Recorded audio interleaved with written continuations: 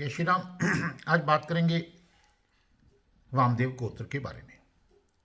वामदेव ऋग्वेद के चतुर्मंडल के सुत दृष्टा गौतम ऋषि के पुत्र तथा जन्मत्रयी के तत्ववेता हैं, जिन्हें गर्भावस्था में ही अपने विगत 2 जन्मों का ज्ञान हो गया था और उसी अवस्था में इंद्र के साथ तत्व ज्ञान पर इसकी चर्चा हुई थी।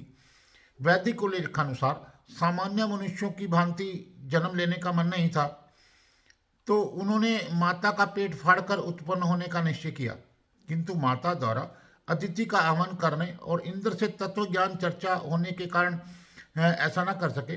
तब ये शयन पक्षी के रूप में गर्भ से बाहर आए। यह बात ऋग्वेद के 4 श्लोक में 27/1 में दी गई है। इसको हम सरल भाषा में बात करते हैं। वामदेव जब माँ के गर्भ में थे तभी से उन्हें अपने पूर्व जन्म आदि का ज्ञान हो गया।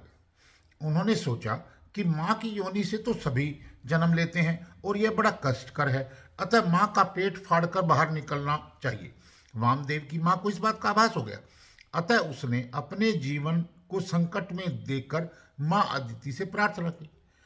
तब अदिति और इंद्र ने प्रकट होकर गर्भ में स्थित वामदेव को बहुत समझाया, किंतु वामदेव नहीं माने और वामदेव ने इंद्र से कहा, इंद्र मैं जानता हूं कि पूर्व जन्म में मैं ही मनु तथा सूर्य रहा हूं, मैं ही ऋषि कक्षीवात यानी कि कक्षीवान था, कभी उष्णा भी मैं ही था, मैं जन्मत्री को भी जानता हूं। वामदेव कहने लगे, जीव का प्रथम जन्म तब होता है जब पिता के शूक किट माँ के शौणिक द्रव्य से मिलते हैं, दूसरा जन्म योनि से बाहर निकलकर और तीसरा जन्म मृत्यु उपरांत पुनर्जन्म।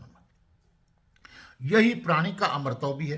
वामदेव ने इंद्र को अपने समस्त ज्ञान का परिचय देकर योग से शयन पक्षी का रूप धारण किया तथा अपनी माता के उदर से बाहर आ गए। इंद्र के साथ युद्ध हुआ। इंद्र ने युद्ध के लिए वामदेव को ललकारा। इंद्र वामदेव सम्मुख प्राप्त हो गए।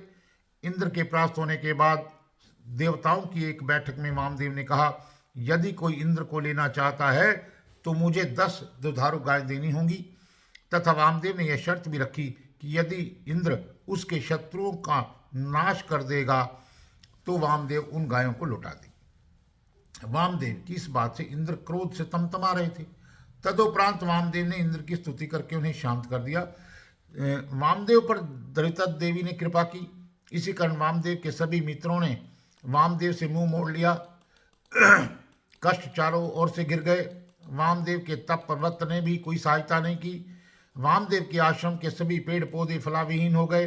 वामदेव ऋषि की पत्नी पर वृद्धावस्था और जर्जरता का प्रकोप हुआ। पत्नी के अतिरिक्त सभी ने वामदेव ऋषि का साथ छोड़ दिया था, किंतु ऋषि शांत और अडिग थे। वामदेव ऋषि के पास खाने के लिए और कुछ भी नहीं था। तभी एक दिन वामदेव ने यज्ञ कुंड की अग्नि में कुत्ते की आंतें पकानी आरंभ की। तभी वामदेव को एक सूखे ठूंठ पर एक शयन पक्षी बैठा दिखाई दिया। उसने पूछा, वामदेव, जहां तुम हवि अर्पित करते थे वहां कुत्ते की आंतें पका रहे हो, यह कौन सा धर्म है? ऋषि ने कहा, यह आपद धर्म है, चाहो तो तुम्हें भी इसी से तुष्ट कर सकता हूं। वामदेव ने कहा, मैंने अपने समस्त कर्म भी अक्षुधा को अर्पित कर दिए हैं। आज जब सबसे उपेक्षित हूं तो हे पक्षी, तुम्हारा कर्तव्य हूं कि तुमने करुणा प्रदर्शित की। शयन पक्षी वामदेव की करुण स्थिति को देखकर द्रवित हो उठा। इंद्र ने शयन का रूप त्याग अपना स्वाभाविक रूप धारण किया तथा वामदेव को मधुर रस अर्पित किया। वामदेव का कंठ कृतज्ञता से अवरुद्ध हो गया। तो इसी प्रकार शिव पुराण में भी वामदेव नामक योगी का जिक्र आता है। वामदेव जी शिव जी के भक्त थे। उन्होंने समस्त शरीर पर भस्म धारण कर रखी थी। एक बार एक व्याभिचारी पापी राक्षस उन्हें खाने के लिए उनके पास पहुंचा। उसने जो ही वामदेव को पकड़ा, उसके शरीर से वामदेव के शरीर की भस्म लग गई। अतः भस्म लग जाने से पापों का शमन हो गया तथा उसे शिवलोक की प्राप्त हो गई। वामदेव के पूछने पर ब्रह्म राक्षस ने बताया कि वह 25 जन्म पूर्व दुर्जन नाम का राजा था। अनाचारों के कारण मरने के बाद वह रुधिर कूप में डाल दिया गया। फिर 24 बार जन्म लेने के उपरांत वह ब्रह्म राक्षस हुआ। इसी प्रकार एक बार फिर वामदेव जी की अलग कल्प में कथा आती है। रक्त नामक 30वें कल्प के दौरान भगवान ब्रह्मा परमेष्ठी शिव का ध्यान कर रहे थे। अचानक उनके सामने एक दिव्य बालक प्रकट हुआ जो लाल रंग का था और जिसने लाल वस्त्र धारण कर रखे थे वह कोई और नहीं बल्कि भगवान वामदेव थे। भगवान ब्रह्मा को तुरंत उस बालक की दिव्यता का एहसास हुआ और उन्हें विश्वास हो गया कि वह सर्वशक्तिमान ईश्वर का अवतार है। भगवान ब्रह्मा ने वामदेव की स्तुति की जो उनकी भक्ति से प्रसन्न हुए। वामदेव के शरीर से 4 दिव्य सत्ताएं प्रकट हुई। विरजा, विबाहु, विशोका और विश्व भावना, ये सभी भगवान वामदेव से बहुत मिलती जुलती थी। वामदेव ने उन्हें धर्म के सूक्ष्म पहलुओं का उपदेश दिया ताकि मानव जाति इस ज्ञान से लाभान्वित हो सके। तो इस प्रकार वामदेव ऋषि जो है अलग अलग समय पर अलग अलग रूप स्वरूप में पैदा हुए। वामदेव ऋषि के बारे में कुछ खास बातें हम करना चाहेंगे। वामदेव ऋग्वेद के चौथे मंडल के सूत्रष्टा थे। वामदेव गौतम ऋषि के पुत्र और नौदर्शा के भाई थे।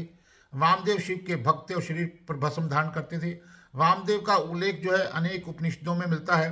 वामदेव को वृद्धुक्त पिता माना जाता है। वामदेव नाम के कुछ और लोग भी हैं। वामदेव वैश्य ठाकुरों में से एक अंशु वर्मा के वंशज थे।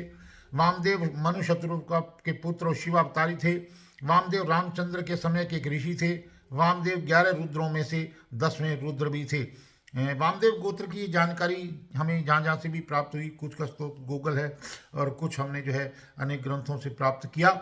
तो वामदेव गोत्र की कुल देवता के बारे में तो हमें ज्ञान नहीं है, तो जहाँ तक संभव है कि शिव ही उनके कुल देवता होंगे और वामदेव की कुल देवी जो है वामेश्वरी देवी को माना जाता है। तो ये थी वामदेव गोत्र के बारे में एक संक्षिप्त जानकारी। आप हमारे इस वीडियो को अधिक से अधिक लाइक करें, सब्सक्राइब करें व शेयर करें ताकि उपयोगी जानकारियां जन जन तक पहुंचाई जा सकें। मेरा मुख्य उद्देश्य भारतीय संस्कृति का प्रचार एवं प्रसार करना। जय श्री राम, जय सीताराम, जय जय सीताराम, जय जय हनुमान। आगे हम हाजिर होंगे एक नई जानकारी के साथ।